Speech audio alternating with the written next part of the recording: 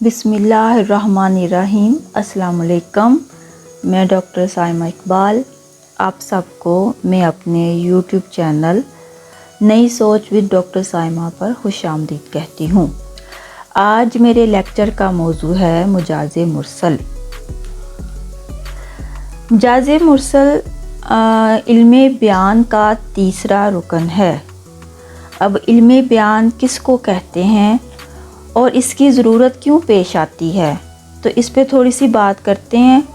फिर हम मुजाज़े मुरसल पर बात करेंगे।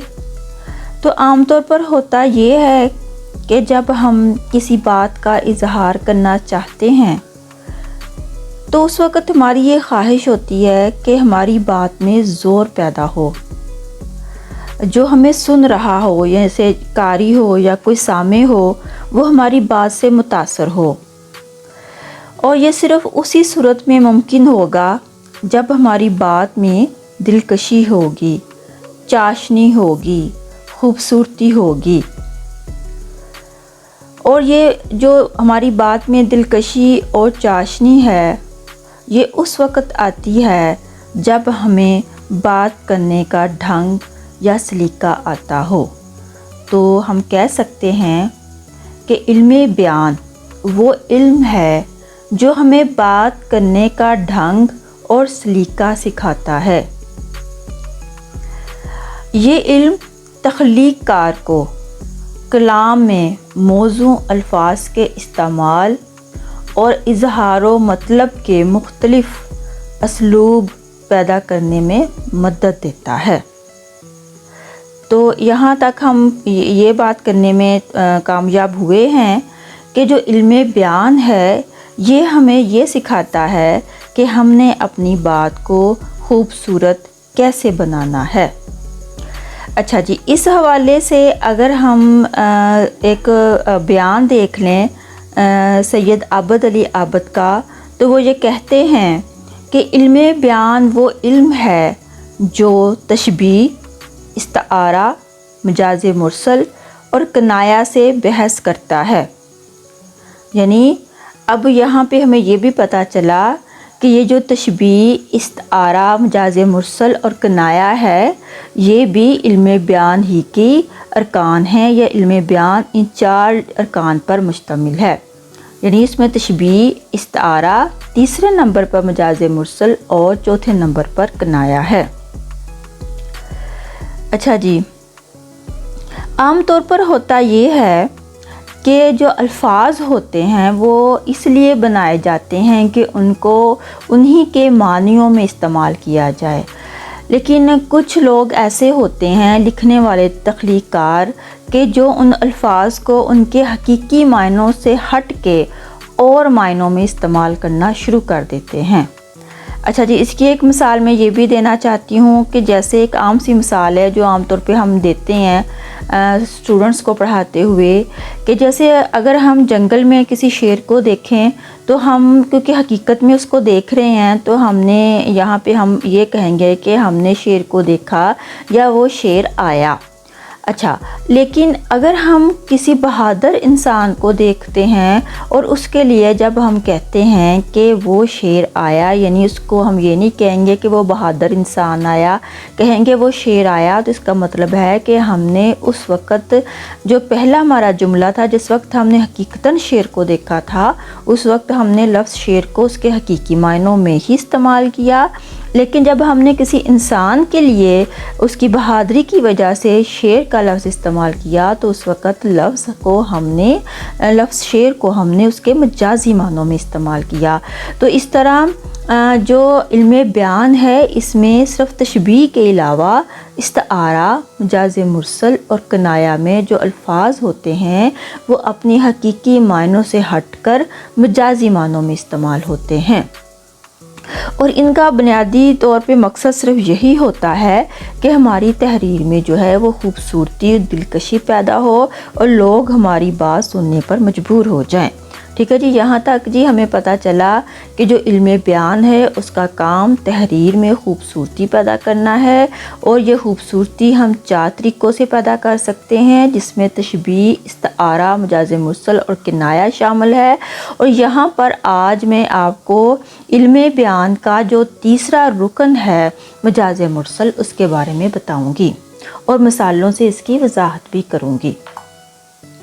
اچھا جی، یہاں تک جی ہم نے دیکھ لیا، آگے چلتے ہیں مجاز مرسل۔ اب میں نے آپ کو یہ بھی بتا دیا کہ لفظ مجاز مرسل میں اپنے حقیقی معنوں کی بجائے مجازی معنوں میں استعمال ہوں گے۔ تو یہاں پہ اس کی تعریف دیکھتے ہیں کہ اگر ایک لفظ اپنے حقیقی معنوں کی بجائے غیر حقیقی معنوں میں اس طرح استعمال ہو کہ حقیقی اور غیر حقیقی معنوں میں ایک خاص تعلق پایا جائے، اور بریکٹ میں لکھ دیا لیکن شرط یہ ہے کہ یہ تعلق تشبیہ کا تعلق نہ ہو، تو اسے مجاز مرسل کہتے ہیں۔ اب جس کی مثال میں نے سادہ سی جملے میں لکھی، مثلا کوئی کہے کہ وہ بزرگ ہمارے گھر میں پاؤں ڈال گئے ہیں، اور مراد یہ لی جائے کہ پاؤں سے مراد صرف پاؤں نہیں بلکہ پورا جسم ہے، تو اسے مجاز مرسل کہتے ہیں۔ یہاں پاؤں کہہ کر کل وجود مراد لیا گیا ہے، یعنی جز بول کر کل مراد لیا گیا ہے، تو اس کو مجاز مرسل کہیں گے۔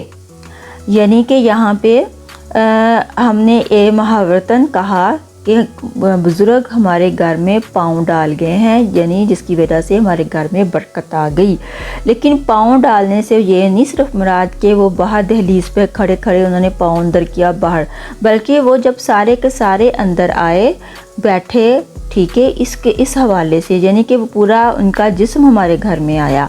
تو پاؤں ڈالنا یہاں پہ ایک محاورہ ہے، لیکن یہاں پہ اس سے مراد ہے کہ وہ پورے کو پورے ہمارے گھر میں آئے، تو اس کو ہم مجاز مرسل کہتے ہیں۔ اس طرح بعض دفعہ عام مثالیں یہ بھی دی جاتی ہیں کہ جیسے کہتے ہیں کہ دریا بہہ رہا ہے، تو دریا نہیں بہتا بلکہ اس کے اندر پانی بہتا ہے۔ چولہا جل رہا ہے، اب چولہا نہیں جلتا، اس کے اندر آگ جلتی ہے۔ اس طرح اور بھی بہت سی، جیسے ہم کہتے ہیں چکی سے آٹا پسوا لاؤ، تو چکی سے آٹا تو نہیں گندم پسوائی جاتی ہے، یعنی کہ اس کی جو ماضی کی حالت ہے وہ اس کو بیان اس وقت کی جاتی ہے۔ تو اس طرح بہت سی مثالیں، جیسے کانوں پر انگلیاں رکھنا، اب انگلی نہیں رکھی جاتی بلکہ انگلی کی پور رکھی جاتی ہے۔ تو اس طرح ہماری زندگی میں بہت سی مثالیں ہیں کہ جس میں ہم لوگ جو ہیں مجاز مرسل کا استعمال کر رہے ہوتے ہیں لیکن ہمیں علم نہیں ہوتا۔ اب یہاں پہ میں آگے چلتی ہوں، آپ کو بتاتی ہوں کہ مجاز مرسل کی کتنی قسمیں ہیں جو ہم اپنی روزمرہ زندگی میں استعمال کر رہے ہوتے ہیں۔ تو اس میں ہے سب سے پہلے جز بول کر کل مراد لینا، سبب بول کر مسبب مراد لینا، ماضی بول کر حال مراد لینا، ماضی بول کر مستقبل مراد لینا، ظرف بول کر مظروف مراد لینا، صفت بول کر موصوف مراد لینا۔ اب یہاں پہ سید عابد علی عابد کے حوالے سے بھی مجاز مرسل کی ایک جو تعریف ہے وہ میں نے لکھ دی۔ وہ کہتے ہیں کہ یہاں الفاظ کے معنی لغوی اور معنی مجازی میں کوئی علاقہ بدون تشبیہ موجود ہوگا، اور قرینہ اس بات پہ دلالت کرے گا کہ معنی مجازی مطلوب ہیں، تو صورت مجاز مرسل کی پیدا ہوگی۔ ٹھیک ہے جی، یہ ساری باتیں ہم اوپر بیان کر چکے ہیں، تو ٹو دی پوائنٹ ایک کوٹیشن میں نے آپ کو بیان کر دی۔ اچھا جی، اب مثالوں سے ہم مجاز مرسل کی اقسام کی وضاحت کرتے ہیں۔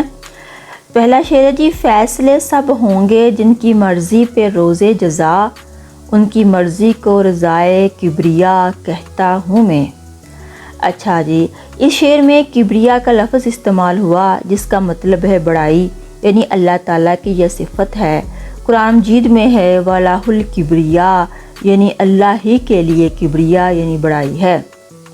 اس شعر میں کبریا کا لفظ ذات کبریا کے لیے بولا گیا، گویا انہوں نے صفت کہہ کر موصوف مراد لی، اور یہی مجاز مرسل ہے۔ اب یہاں پہ کیا کہا گیا، دیکھیں جی، کبریا جو ہے وہ ایک صفت ہے، اور ہمیں پتہ ہے کہ اللہ تعالیٰ کے 99 نام، صفاتی 99 نام ہیں اللہ تعالیٰ کے، تو اگر ان میں سے بھی کوئی ایک نام किबरिया की जगह पे कोई और नाम भी यहाँ पे रख दिया जाता तो इसका मतलब ये है कि जिसके लिए ये लफ्ज़ बोला गया है उसका नाम नहीं है, उसकी एक सिफत बयान कर दी गई है। अब यहाँ पे जो एक सिफत बयान की गई है किबरिया या कोई भी और लफ्ज़ होता 99 नामों में से, तो मुराद अल्लाह ताला की ही ज़ात है। यानी यहाँ पे हमने क्या किया कि सिफत कह के मसूफ़ यानी अल्लाह ताला की तरफ इशारा कर दिया, क्योंकि ये उसी की सिफत है। तो किबरिया यहाँ कह के अल्लाह ताला की तरफ इशारा किया गया है, यानी सिफत कहकर मसूफ़ अल्लाह ताला की ज़ात यहाँ से मुराद ली गई है। ठीक है जी, आगे चलते हैं। आँख भी बरसी बहुत बादल के साथ, आँख भी बरसी बहुत बादल के साथ, अब के सावन की झड़ी अच्छी लगी। अच्छा जी, अब यहाँ पे जी कौन सी किस्म बयान हुई है? सबब का जिक्र करके मुसब्बब मुराद लिया गया है। अच्छा जी, क्या है? वो कहता है सबब आँख है, मुसब्बब आंसू हैं। आँख नहीं, आंसू बरसते हैं। अब देखें जी, आँख एक वजह है और इस वजह से जो आगे चीज़ निकलती है आँख से वो आंसू होते हैं, वो इसकी वजह कारण होते हैं। अब आँख एक ज़रिया है और उसकी जो आगे वजह है वो आंसू हैं। अब यहाँ पे आँख भी बरसी, अब आँख तो नहीं बरसती, आंसू बरसते हैं, इसलिए यहाँ पे एक सबब का ज़िक्र किया गया है। मुसब्बब मुराद यानी यहाँ हम खुद ही समझ गए कि यहाँ पे आंसुओं की बात हो रही है। ठीक है ना, बस कहना तो ये चाहिए था कि आंसू निकल रहे हैं आँखों से और बादलों के साथ आंसू भी बहुत ज़्यादा बहे, लेकिन यहाँ पे क्या कह दिया कि आँख भी बरसी बहुत बादल के साथ। तो सबब का ज़िक्र करके मुसब्बब मुराद लिया गया है यहाँ, बल्कि हमें मुसब्बब ही कहना चाहिए था, लेकिन नहीं। अच्छा जी, आगे चलते हैं। मुझे तो डर है कि शेख हरम के हाथों से, मुझे तो डर है कि शेख हरम के हाथों से मेरी तरह कहीं रुसवा रसूल रब भी ना हों।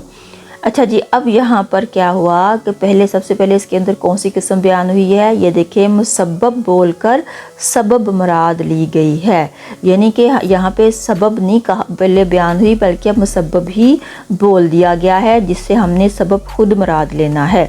अच्छा जी, अब यहाँ पे कौन सी चीज़ है यहाँ पे जो मुसब्बब बोला गया है? शेख हरम के हाथों से। अब देखें जी, मतलब क्या है कि जो हरम का शेख है वो अपने हाथों से मुझे रुसवा कर रहा है। अब हाथों से वो रुसवा कैसे कर सकता है?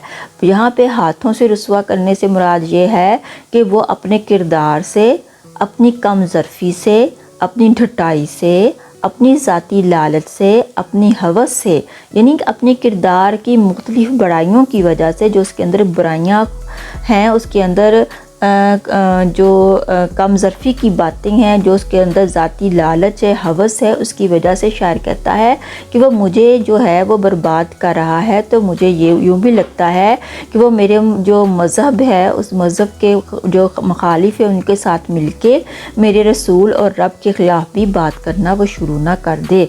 ठीक है, यानी मेरे मज़हब पे भी वो हमले करने शुरू ना कर दे। तो यहाँ पे असल बात तो शेख हरम के किरदार की हो रही है, उसकी कम ज़रफ़ी की, उसकी ज़ाती लालच की हो रही है, लेकिन यहाँ पे उसने यहाँ लफ्ज़ लिख दिया हाथों से, शेख हरम के हाथों से। ठीक है, अब हाथ उसने कहा है, लेकिन असल वजह क्या है, सबब क्या है? उसके शेख का किरदार। तो इसलिए मुसब्बब बोलकर सबब मुराद ली गई है इस शेर के अंदर। अच्छा जी, अब जी आगे चलते हैं। तेरे होते हुए आ जाती थी सारी दुनिया, तेरे होते हुए आ जाती थी सारी दुनिया, आज तन्हा हूँ तो कोई नहीं आने वाला। अच्छा जी, अब यहाँ पे जो मिसाल के अंदर एक किस्म मजाज मुरसल की बयान हुई है, वो कुल का ज़िक्र करके जुज़ मुराद लेना है। अब यहाँ पे कुल क्या है? सारी दुनिया। अब सारी दुनिया तो नहीं शायर के पास आती होगी, बल्कि सारी दुनिया में से अगर कोई आता भी होगा तो उसके अपने करीबी रिश्तेदार या दोस्त अहबाब आते होंगे, या जो कोई उसको जानता होगा। तो यहाँ पे उसने कुल सारी दुनिया कह दिया, लेकिन मुराद उसका जुज़्व है, यानी उसके वो चंद लोग हैं जो उसके पास आते होंगे, मतलब कि सारी दुनिया नहीं। तो इसलिए यहाँ पे कुल का ज़िक्र करके जुज़्व मुराद ली गई है। अब एक और मिसाल, میں خود کو بھول چکا ہوں مگر جہاں والے، میں خود کو بھول چکا ہوں مگر جہاں والے، اداس چھوڑ گئے آئینہ دکھا کر مجھے۔ اب یہاں پہ بھی جہاں والے ایک کل ہے، لیکن اب پوری دنیا تو نہیں اس کو تنہا چھوڑ گئی نا، یا اس کو بھول گئی، مطلب یا اس کو جو ہے اس کو شیشہ دکھا گئی، یا اس کی اپنی اصل صورت دکھا گئی، بلکہ یہاں تو چند لوگ ہیں جو اس کے اپنے ہیں، جو اس کو جانتے ہوں گے۔ اس لیے شعر کے اندر بھی کل کہہ کر اس نے جز مراد لیا ہے۔ آگے چلتے ہیں۔ رسم چل نکلی عجب اب میں کدے کی خیر ہو، رسم چل نکلی عجب اب میں کدے کی خیر ہو، ہے وہی جمشید جس کے ہاتھ پیمانہ پڑے۔ اب یہاں پہ جو قسم بیان ہوئی ہے مجاز مرسل کی، وہ یہ ہے کہ ظرف بول کر مظروف مراد لیا گیا ہے، اور ہمیں عام طور پر یہ پتہ ہے کہ جو ظرف ہے اس کے معنی برتن ہوتے ہیں، یعنی ظرف برتن اور مظروف اس برتن کے اندر جو چیز ہوتی ہے۔ اب یہاں پہ ظرف کیا ہے؟ یہاں پہ پیمانہ ظرف ہے، یعنی ایک گلاس، ایک جام، ٹھیک ہے، اور گلاس ایک پیالہ، اور اس کے اندر جو پیمانے کے اندر، پیالے کے اندر جو چیز ہے وہ شراب ہے۔ تو یہاں پہ شاعر نے شراب نہیں کہا، اس کا ذکر نہیں کیا، بلکہ کیونکہ پی تو وہی جانی تھی نا، محفل کے اندر، بہکدے کے اندر تو شراب بھی ہوتی ہے، لیکن یہاں پہ شاعر نے کیا کیا؟ پیمانہ کہہ دیا، پیالہ کہہ دیا، لیکن اصل میں اس کی مراد شراب تھی، اس لیے اس نے ظرف بول دیا ہے، اور جس سے مظروف ہم نے خود ہی مراد لینا ہے کہ اصل میں وہ مظروف کی طرف اشارہ کر رہا ہے۔ اچھا جی، آگے جی ہے، کچھ تو اس حسن کو جانے ہے زمانہ سارا، کچھ تو اس حسن کو جانے ہے زمانہ سارا، اور کچھ بات چلی ہے میرے احباب سے بھی۔ اچھا جی، اب اس کے اندر کون سی قسم بیان ہوئی ہے مجاز مرسل کی؟ وصف بول کے موصوف مراد لیا گیا ہے۔ اب وصف کیا ہے؟ خوبی۔ اب خوبی اس کے اندر ہے حسن۔ اب دیکھیں جی، وہ کہتا ہے کہ حسن وصف ہے محبوب کا اور محبوب موصوف ہے، تو کچھ تو اس حسن کو جانے ہے زمانہ سارا، یعنی کہ اس کے محبوب، اب حسن اس نے اپنے محبوب کی طرف اشارہ کیا ہے اور اس کی خوبی کو بیان کر دیا ہے۔ اس نے محبوب یعنی جس کی وہ صفت بیان ہوئی ہے، اس صفت والے کو بیان نہیں کیا، لیکن ہم نے خود اس کی طرف ہمارا ذہن منتقل ہو گیا کہ یہ حسن اب اس نے کس کو کہا ہے۔